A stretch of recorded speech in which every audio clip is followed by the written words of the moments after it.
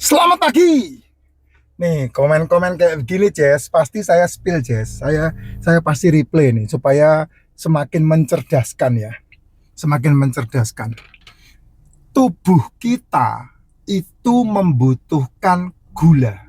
Tubuh kita, ya.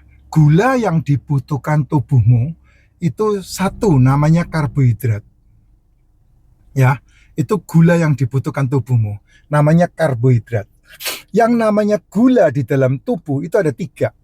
Yang pertama adalah glukosa, itu adalah sebagai cadangan energi, ya sehingga kamu bisa beraktivitas. Itu glukosa dipakai oleh otot untuk bekerja, untuk bisa berjalan, beraktivitas, sehingga kamu bisa ngangkat tanganmu begini, kamu bisa kedip-kedip begini.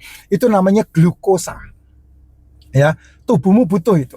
Glukosa itu bisa didapat dari nasi, bisa didapat dari bumbu-bumbuan, masakan-masakan, ya bisa didapat dari minuman-minuman manis, itu bisa didapat dari itu, ya bisa didapat dari tepung-tepungan, bisa tepungan itu ada fruktosanya juga, ya itu bisa didapat dari situ. Nah, di samping glukosa, tubuhmu juga membutuhkan yang namanya sakrosa, yaitu gula. Gula bisa didapat dari sayur-sayuran, bisa didapat dari masakan gitu. Dan yang ketiga, tubuhmu juga membutuhkan gula yang namanya fruktosa. Jadi tiga jenis gula ini dibutuhkan oleh tubuhmu, dan itu adalah makronutrisi, namanya karbohidrat. Ya, ingat kata-kata saya ini. Jadi 5 yang dibutuhkan tubuh. Yang pertama adalah mikronutrisi, ada 2, yaitu mineral dan vitamin. Yang kedua adalah makronutrisi. Ini mikronutrisi, mineral dan vitamin. Ini makronutrisi, yaitu asam amino, asam lemak, sama karbohidrat. Di dalam karbohidrat ada fruktosa, ada sakrosa, ada glukosa. Nah, itu yang paling penting kamu pahami ya. Nah, ini permasalahannya yang paling banyak kamu asupkan ke tubuhmu. Ya, bentuknya makanan, bentuknya minuman, bentuknya tepung-tepungan, bentuknya pengganti-penggantian. Nah, ini ada di sini nih. Ya, sehingga kamu mengabaikan asam amino, kamu mengabaikan asam lemak, kamu mengabaikan mineral, kamu mengabaikan vitamin-vitaminnya. Karena melek mata, melek moto, melek cangkem. Apa yang kamu lihat, kamu makan. Apa yang kamu lihat, kamu makan tanpa pernah kamu memikirkan, memilah-milah. Sehingga kalau kamu bilang sakit itu adalah perkara mindset, saya juga mau mengatakan bahwa sakit itu juga perkara makanan. Ya, kalau ditanya di sini pertanyaannya adalah, kalau gula aren, gula merah boleh nggak Pak? Saya nggak pernah memisah-misahkan. Yang namanya gula itu sami mawon. Mau glukosa, sakrosa, fruktosa itu sama saja gitu. Tapi memang di dalam tubuh ada beda-beda penggunaannya. Fruktosa itu dipakai liver, gula buah itu dipakai liver, hanya dibutuhkan 100 mg per desiliter untuk membantu liver mengolah kolesterolmu. Ya. Nah, gula itu, fruktosa itu dipakai untuk mompa, dipakai untuk aktivitasnya liver. Hanya 100 mg per desiliter. Itu gula buah, fruktosa. Ya, sakrosa itu gula serat yang dipakai oleh empedu.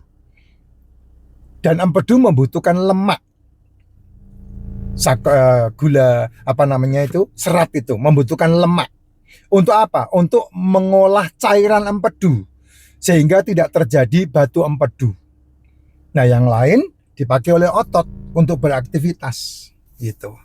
Nah, kalau kamu makan gula ya, makan karbo, saya sarankan yang paling bagus adalah di antara jam 1 sampai jam 6 sore. Ketika kamu pagi beraktivitas, siang kamu makan, malam hari kamu istirahat. Itu yang betul. Itu pola yang paling masuk akal dan real untuk kamu menjalani sebuah kehidupan. Dan seringkali saya sudah mengatakannya di dalam konten-konten saya. Tapi seringkali kamu tidak pernah nyimak. Karena apa? Karena kamu seringkali cuman dengerin singkat terus kemudian nanya, dengerin singkat terus kemudian jempolmu aktif. Coba dengerin full deh konten-konten saya. Selalu di dalam konten-konten saya selalu menyelipkan yang terbaik dalam dunia kesehatan tubuh kita adalah tidak sarapan dan tidak makan malam. Itu yang terbaik. Ya, jadi pagi kamu bangun pagi tidak sarapan, ya, bangun pagi kamu minum racikan makcin, itu yang terbaik karena racikan makcin mengandung mikronutrisi, ada vitamin, ada mineral di situ. Kalau kamu tidak minum racikan makcin, kamu harus minum yang namanya suplemen, ya. Ada 6 sampai 8 suplemen yang saya suggest. Yang pertama adalah liposomal glutathione, probiotik, D3K2, MCT, ya. Terus kemudian royal jelly, propolis, sama magnesium kalau dibutuhkan. Yang lain saya enggak terlalu memusingkan. Polenergy kalau dibutuhkan. Yang lain saya enggak pusingkan. Karena yang kalau kamu udah minum liposomal glutathione, itu kamu kalau enggak ada liposomal glutathione bisa minum propolis. Ini sama-sama antioksidan yang membantu liver. Royal jelly ini sama, 3 ini boleh diganti-ganti ini. Ya, liposomal glutathione, propolis sama royal jelly. Kalau kamu memilih dari 3 ini, ya. Sama ini yang paling penting, MCT sama probiotik D3K2. Ini yang paling penting. 3 ini salah satunya yang mana yang kamu meminum probiotik, MCT sama D3K2. Ini udah paling sakti itu suplemen itu. Ya, tapi kalau kamu udah mengalami degeneratif, mengalami komplikasi, mengalami metabolic syndrome, ya mau nggak mau semua suplemen kamu harus makan. Untuk apa? Mengembalikan fungsi nutrisi yang ketinggalan, yang tidak tersuplai di dalam tubuhmu. Kamu butuh itu semua. Ya, nah makan di antara jam 1 sampai jam 7 malam. Itu makanmu. Terserah kamu mau makan apa. Kamu mau jam 3 makan boleh, jam 4 makan boleh, jam 5 makan boleh, jam 6 makan boleh. Kalau setiap jam makan bagaimana Pak? Ya buat apa? Lambungmu tidak butuh itu. Lambungmu butuh minum. Dan minum yang terbaik adalah suplai dari nutrisi mikro yang terdapat di dalam racikan makcin, itu yang terbaik gitu. Ya, malam harinya stop makan. Nah, itu kalau kamu menjalankan aktivitas seperti itu, sehat kamu, betul-betul sehat. Beneran. Pelan-pelan tapi pasti menyembuhkan. Karena keajaibannya muncul ketika kamu sedikit makan. Ya. Nah, jam 11 makan telur, jam 12 makan telur, jam 13 makan telur, itu bagus banget. Ya, yang jelas pagi hari sarapan yang terbaik adalah tidak sarapan, dan makan malam yang terbaik adalah tidak makan malam. Hanya itu saja. Nah, gula terserah aja. Kamu masih suka minum manis ya monggo, enggak ada masalah. Selama itu diminum di siang hari, aman. Kenapa ya? Karena kamu siang pasti beraktivitas.